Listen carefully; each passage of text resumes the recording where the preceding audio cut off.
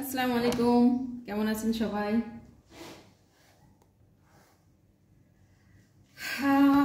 কালকে আমি একটা পোস্ট করছিলাম।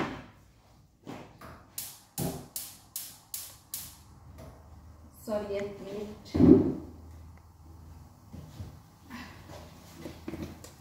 পোস্ট করছিলাম হচ্ছে বেগম জিয়া যে চিকিৎসা নিতে বিদেশ যাচ্ছে, আলহামদুলিল্লাহ তার সুস্থতা কামনা করে। সেখানে আমাকে অনেকে ইয়ে করছে, খোঁচা মারছে আর কি, যে আমি নাকি পোল্ট্রি নিয়ে নিয়েছি। অ্যাকচুয়ালি আমি পোল্ট্রি কিছুই নিইনি। পোল্ট্রি নিয়ে আর কি আছে, বেগম জিয়ারে আমি ব্যক্তিগতভাবে ভীষণ পছন্দ করি, আগে থেকেও তার সুস্থতা সবসময় কামনা করছি। হয়তো ফেসবুকে পোস্ট এর আগে পরে কোনোদিনও দিইনি, বিশেষ করে রাজনৈতিক পোস্টও বিলকুলই দিই না, দেওয়া উচিতও না। কিন্তু এই যে কোটা আন্দোলন ঘিরে একটু হয়ে গেছিল, সবাই বুঝতে পারছে যে আসলে আমরা আমি বিশেষ করে আমি কোন দলে সাপোর্ট করি। আমার ফ্যামিলিতে আবার ভাগ আছে, ঠিক আছে? তো কোন দলে সাপোর্ট করি সেই হিসেবে, তো দলের সাপোর্ট করলেও যে কোনো একটা দলের সমর্থন করতেই পারি। তার জন্য যে অন্য দলের গালিগালাজ করবো, অন্য দলের লোকজনের খারাপ চাইবো, এ মন মানসিকতা কখনোই না। আমরা কোনো রাজনীতিক কোনো ফায়দা লুটিও না, কোনো রাজনীতির সাথে সম্পৃক্তও না, ঠিক আছে? দেখছি যে দেশে একটা অরাজকতা সৃষ্টি হচ্ছে, একটা ধ্বংসযজ্ঞ সৃষ্টি হচ্ছে। এই জন্য সেই সময় কিছু পোস্ট দিয়েছিলাম যে কেন করতেছে এগুলো।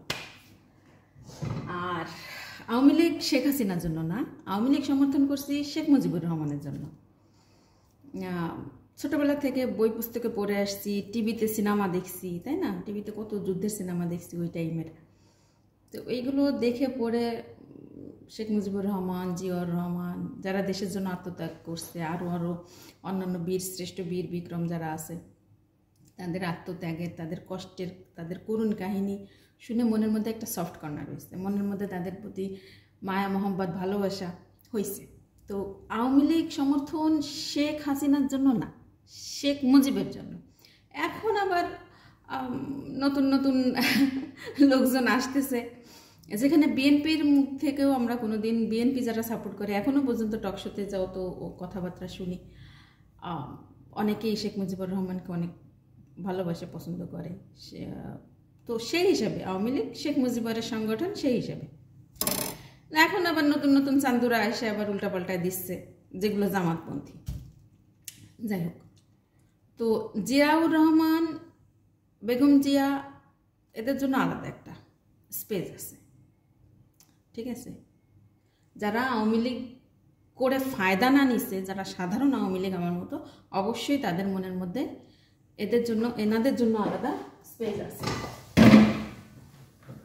কথা বলতে বলতে দরকারি না পড়ে যায়, ঠিক আছে?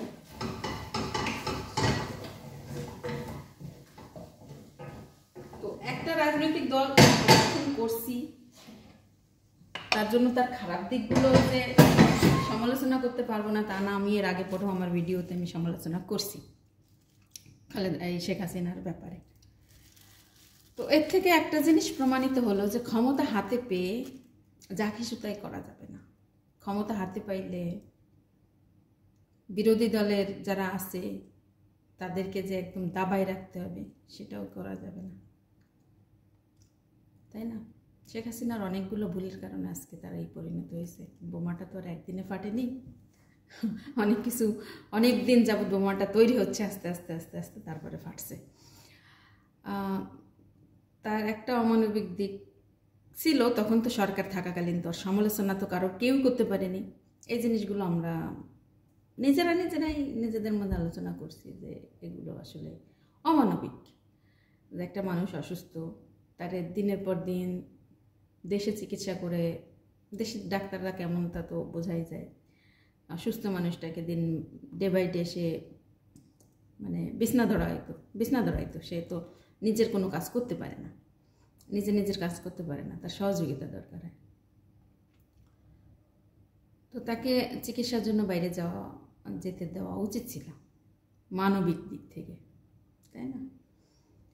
তো কিছু কিছু ক্ষেত্রে রাজনীতি করতে গেলে মানবিকতা দেখাতে হয় অপোজিশন যারা আছে তাদের জন্য, তাদের ক্ষেত্রে মানবিকতা দেখালে, মানে আমি ওভারঅল সবার কথাই বলতেছি যে রাজনৈতিক দল আপনার যেটাই হোক না কেন, আপনি মানুষের প্রতি যদি মানবিকতা দেখান, আপনার ভালো দিকটা দিয়ে আপনি ভিন্ন মতের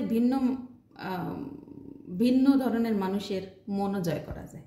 শুধুমাত্র যে আমার দল করবে, যে আমার সাপোর্ট করবে, শুধুমাত্র যে তাদের মাথার পরে আমি হাত রাখবো আর অন্যকে আমি দুঃসাই করব, অন্যকে যন্ত্রণা দেব, অন্যকে বাড়িঘর ছাড়া করবো। আমরা দেখছি আমাদের এলাকায় দীর্ঘ 15টা বছর, 15 না 17 বছর আওয়ামী লীগের লোকজন কোথা থেকে কোথায় উঠে গেছে, আর বিএনপির লোকজন রাত্রে ঘরে ঘুমাতেও পারেনি। সব মাসের মধ্যে তাদের মনে হয় 30 দিনই তারা কোর্টে গেছে হাজিরা দিতে, ঠিক আছে। তো এরকম দৌড়ের পরে রাখছে, এগুলো সত্য কথা, এগুলো মানতে হবে। তো আওয়ামী লীগের থেকে শেখা উচিত। এখন যারা আছেন, এখনও তো কেউ ক্ষমতায় যায়নি, এখন তো আছে অন্তর্বর্তীকালীন সরকার, তার মধ্যেও অনেকে দাপট টাপট দেখাচ্ছে। তো যাই হোক, দোয়া করি যে কোনো না কোনো একটা দল তো আসবেই, রাজনৈতিক দল নির্বাচন হলে, সে বিএনপি আসুক আর জামাত আসুক, বা এই যে গণপরিষদ বা ছাত্রদের দল, এর থেকে শিক্ষা নেওয়া উচিত আওয়ামী লীগ থেকে। যে আওয়ামী লীগের ছেলেবেলারা, লোকজন, সমর্থক যারা আছে, গ্রাম প্রতিনিধি, তারা এতটা অত্যাচার করছে মানুষেরকে, তাদের যন্ত্রণায় মানুষ একেবারে নিঃশেষ হয়ে গেছে, তাই না?